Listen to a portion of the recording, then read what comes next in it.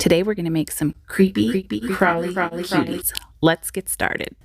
I'm going to start by taking my largest dotting tool to use it as something circular to trace. So you could use anything round to get your shapes on, and especially depending on the size. So I'm just going to put the dotting tool down and trace 3 circles using the dotting tool, and then I'm going to come back with my chalk pencil and kind of smooth them out, make sure they're circular, and kind of expand their size a little bit from this dotting tool size. Just making them slightly bigger, making sure the circle is as round as possible because circles are tough. I'm using one of my Caribbean beach pebbles that I ordered from Home Depot. So these are kind of a white rock, and they're a little bit porous where the first coat of paint kind of soaks into the rock a little bit. So I'm going to go ahead and put a first coat of Liquitex gesso on all 3 of these circles, which are going to be the body of our creepy crawly cuties. So this just helps give a base coat. It'll make sure that that first coat of paint doesn't just seep into the rock, make it nice and vibrant. I'm going to use these 3 Halloween colors, so orange, purple, and green, and I'm going to use my little paint palette mixer, and I'm going to put a dot of each color twice because we're going to take some white paint and lighten up each of these colors so that we have kind of 2 tones, a lighter version and a brighter version.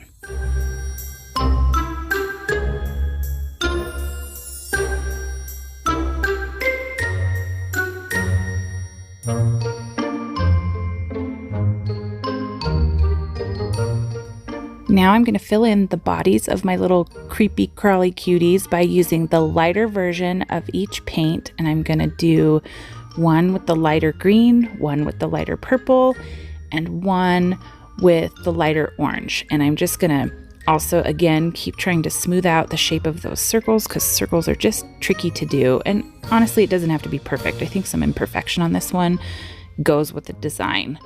And then I am going to come back. You can see that the coverage isn't quite solid. So once this dries, I'm going to come back and do a little bit of touch up with this lighter paint before we move on to the next step.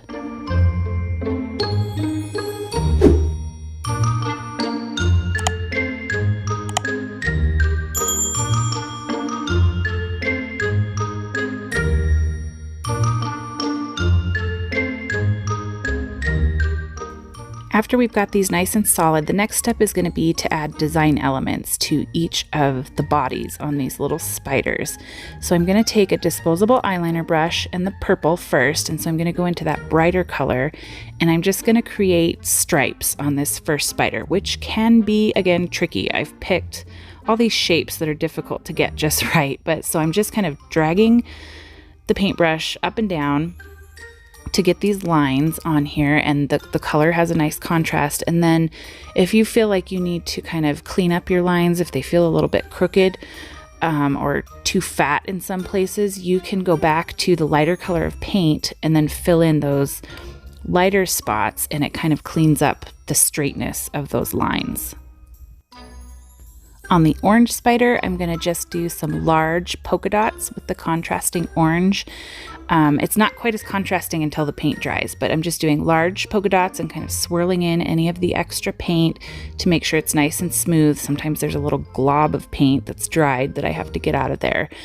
And then on the green body, I'm going to do small polka dots using a dotting tool, so just teeny tiny little polka dots.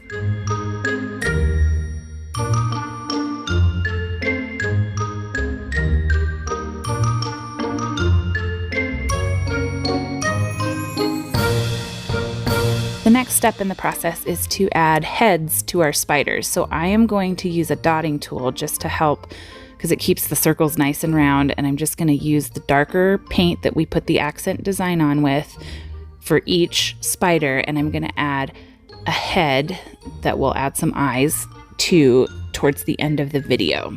So the paint is on the dotting tool pretty thick, so I am taking a smaller paintbrush and kind of swirling it around and making sure that it's nice and smooth, and then after that's dry, even adding a second coat to make sure we have good coverage.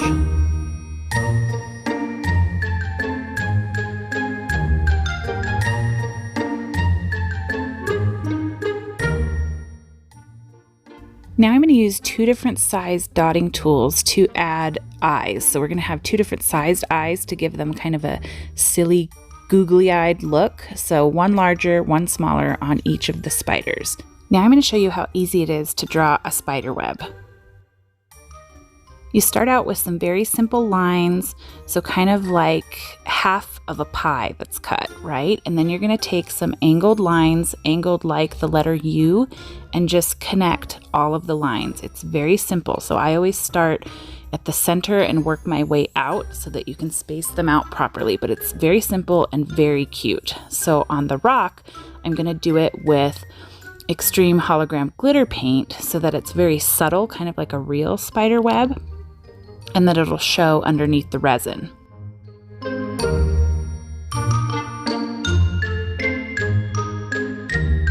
I'm also going to add a line connecting each of the spiders to the spider web because they're coming down from the spider web. Next, I'm going to take this Uni Pin fine line pen, it's the 0.8 size, and I'm going to add 8 legs to each of the spiders.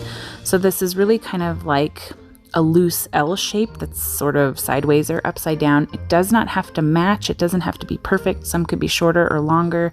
That imperfection goes with the silliness of this design. So I'm just drawing the legs on, and then I'm going to add a dot to the end of each leg.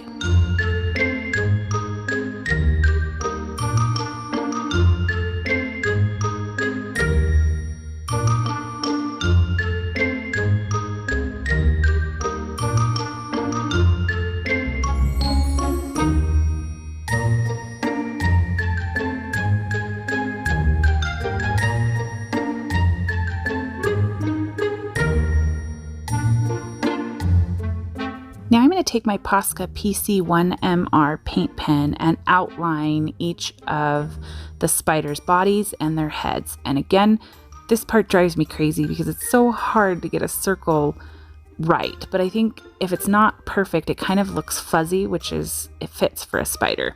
So just an outline, simple outline to create some definition and make the spiders pop off of the rock. I overshot a little bit with the orange paint, so I'm going to correct by taking that disposable eyeliner brush and a little bit of the orange paint and just thinning out the black outline around the orange spider's head. Next, I'm going to take 2 different sized dotting tools again and add black pupils to the spider's eyes.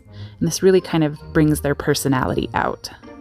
When I was looking at the spider web after it had dried, I got a little bit worried that it wasn't going to show up like I thought it would, so I decided I'm going to add a little bit to it. So I'm going to take this glitterific silver paint and mix it with a little bit of the Folk Art Extreme Hologram Glitter Paint to just give it a little more definition and color. So I'm going to mix that together and then put it over the entire spider web and the little lines that go down to the spiders, just so that it stands out a little bit better. If I were going to do this again, I think I would add some sort of color to the glitter paint so that it shows up better, or I would just opt for using the fine line pen to draw all of the spider webs to make sure that they're showing. I think the look that I was going for did what I thought it would do. It just is a detail that won't be too apparent until someone picks the rock up and can see the detail on it. But I do love how easy this design is and how fun it is. I think kids would love finding this rock. I hope you enjoyed it, and I hope you give it a shot, and I'd love to see what you create. Thank you so much for stopping by to watch, and I'll see you next time. Take care.